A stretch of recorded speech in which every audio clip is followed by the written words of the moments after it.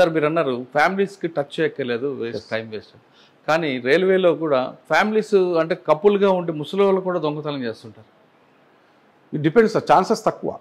అంటే రేషియో తీసుకుంటే మనం ఎక్కువ వయసు పిల్లలు, కొంతమంది డివోటీస్ ముసుగులు కూడా చేస్తుంటారు కదా, ఆ తరహా ఎవరైనా మీకు ఎదురుపడలేదు? లేదు సార్. నాకు హైయెస్ట్ ఏజ్ ఉన్న అఫెండర్ దొరికింది అంటే 67 years ఉన్న అమర్నాథ్ జైస్వాల్ అనే ఒక అఫెండర్ చిక్కాడు. ఎలా అండి? అది సేమ్ ఇదే సిలిగురి నుంచి వచ్చి ఎయిర్పోర్ట్ ఫ్లైట్లో నుంచి వచ్చి తర్వాత జిప్ ఆపరేట్ చేసి వాడి దగ్గర స్క్రూ డ్రైవర్ దొరికింది, పిన్నీసులు దొరికాయి, కటింగ్ బ్లేడ్ దొరికింది. వాడితో నేను నా సూట్ కేసు ఓపెన్ చేయించుకున్నా. ఎట్లా చేస్తావు చూపిరాను వాడిని. నీట్గా ఆ పిన్ను పెట్టి ఎలా ఓపెన్ చేస్తాడో, జిప్ ఎలా ఆపరేట్ అవుతుంది.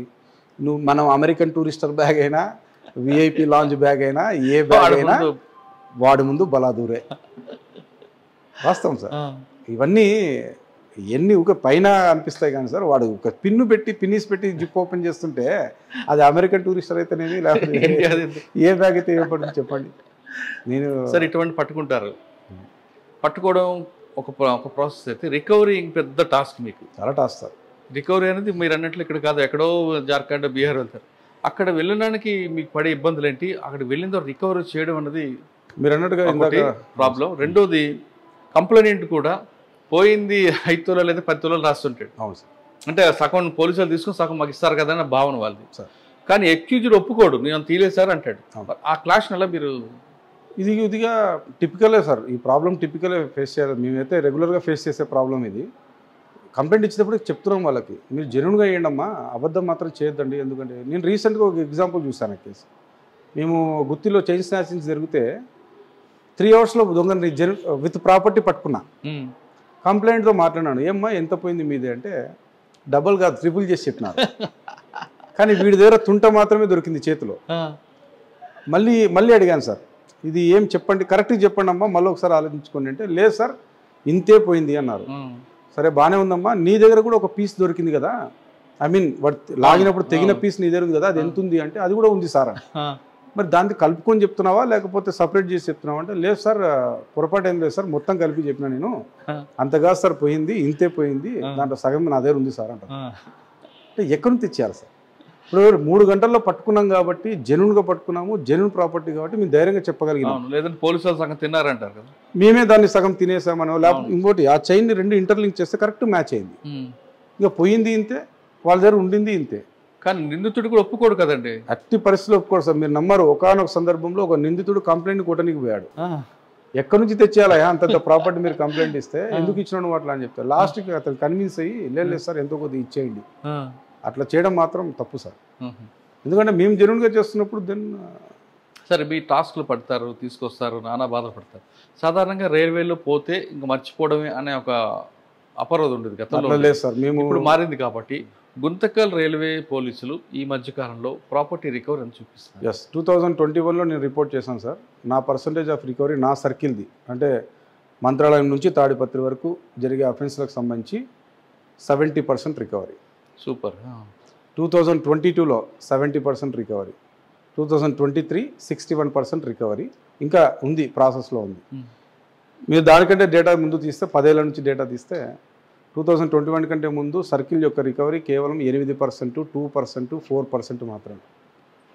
మేము 2021లో ఛార్జ్ తీసుకున్నప్పటి నుంచి 70, 70, 61. ఆ 30% ఎందుకంటే అవ్వట్లేదు సార్? పూర్తిగా కాదు. ఎందుకు కాదంటే సార్, ఇక్కడ క్యాష్ ఇస్తారు. ఫర్ ఎగ్జాంపుల్ ఎక్స్పెండిచర్ వాళ్ళు ఖర్చు పెట్టేస్తుంటారు. వాడు ఖర్చు పెట్టినప్పుడు దాన్ని మనం రికవరీ చేసి చూపిస్తే కోర్టు కన్విన్స్ కాదనమాట. అక్కడ మీరు ఆ డబ్బును కూడా ఎట్లా రికవరీ చేస్తారంటే, వాడేం తినడా, వాడేం ఖర్చు చేయడా అని చెప్పేసి అంటారు. అక్కడ క్యాష్ అంతా డెమాలిష్ అయిపోతుంది. ఓకే, సరే కోర్టు టాపిక్ వచ్చింది కాబట్టి మీరు తీసుకొస్తారు, లోపల పంపిస్తారు, ఒక 2 daysలో బెయిల్ వస్తుంటుంది. ఏమనిపిస్తుంటుంది? ఇది బెయిల్ తీసుకురావడం, బెయిల్ పొందడం అనేది ఆయన హక్కు అఫెండర్ది. కానీ మీరు ఇంత కష్టపడి తీసుకొచ్చిన తర్వాత అంటే మీ రిమైండ్ రిపోర్ట్లోనే కరెక్ట్ పర్ఫెక్ట్గా మంచి పక్కా సాక్ష్యాలతో పెడితే బెయిల్ రాకుండా ఉంటుంది కదా? లేదు సార్, బెయిల్ అనేది ఇప్పుడు రైట్ అనేసినారు మీరు అప్పుడే. సో ఆ బెయిల్ రావడానికి ముద్ద ఎన్ని రకాలుగా తిప్పలు పడతాడో అన్ని తిప్పలు పడేస్తాడు. మేము రిమాండ్ రిపోర్ట్లో ఎన్నిసార్లు చూపించినా 1, 2, 3 టర్మ్స్ చూపించాలి. ఇతను మళ్ళీ చేస్తాడు దొంగతనమునో, సాక్షులను భయపెడతాడనో, లేకపోతే ఇతన్ని వదిలేస్తే మళ్ళీ బెయిల్ పైన పోతే రాడనో, ఈ 3 ముక్కలు ఎన్నిసార్లు పెట్టాలి మేము?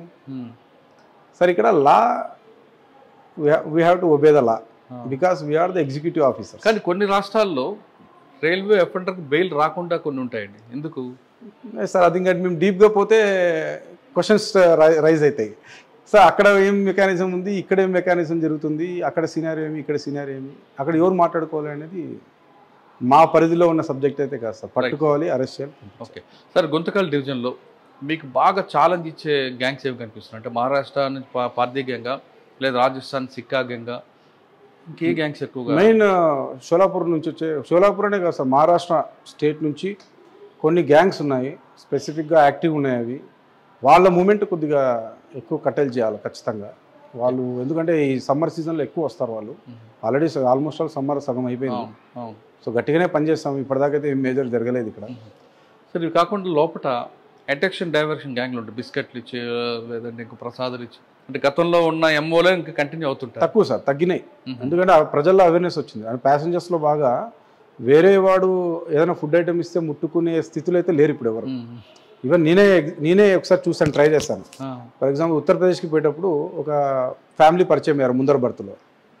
నేను ఎంత అంటే నేను ఏదో పల్సెస్ అవి చేసుకొని తింటా ఉన్నాం, తీసుకున్నాం అంటే నో, వాళ్ళు మాకు ఇవ్వట్లేదు, మేము వాళ్ళకి ఇచ్చి తినట్లేదు. అంటే ఎట్లా ఉందంటే వాళ్ళ స్ట్రాటజీ, వద్దు మేము ముట్టము.